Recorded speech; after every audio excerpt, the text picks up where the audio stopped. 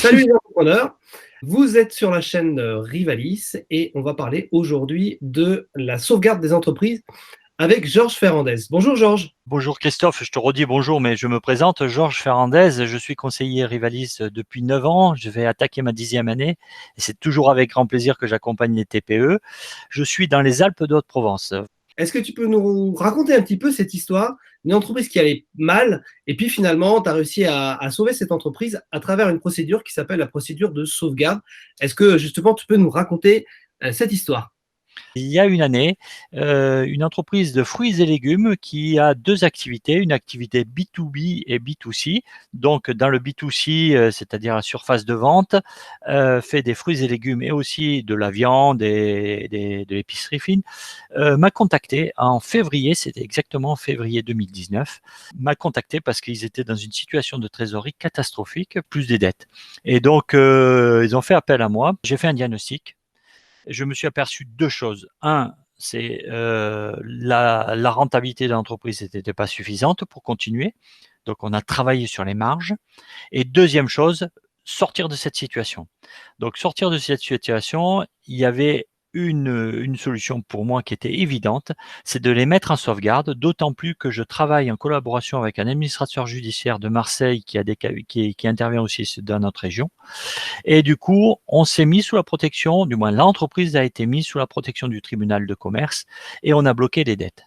Voilà, donc c'est une procédure qui fait souvent peur au patron, mais qui est là pour sauvegarder, comme son nom le dit, pour sauvegarder l'entreprise, pour sauvegarder l'emploi et pour sauvegarder bien sûr la continuité d'activité. Donc ce qu'on a fait avec l'administrateur judiciaire, la sauvegarde s'est bien déroulée et aujourd'hui, tout à l'heure, j'avais une réunion avec l'administrateur judiciaire et mes clients pour mettre en place la sortie, ce qu'on appelle dans le plan. Donc les résultats, première chose, c'est que la trésorerie, on a tout bloqué. Deuxième chose, on a travaillé sur la rentabilité. C'est la marge qui est importante pour ces entreprises-là. On a travaillé sur la marge. Comment? Avec des nouveaux fournisseurs, un nouveau circuit de logistique et aussi des prix plus adaptés par rapport à leurs clients. Voilà, donc les signaux sont au vert. La dette est quand même importante puisqu'il va falloir la rembourser, mais le fait de rentrer dans le plan va leur permettre de rembourser pendant 10 ans.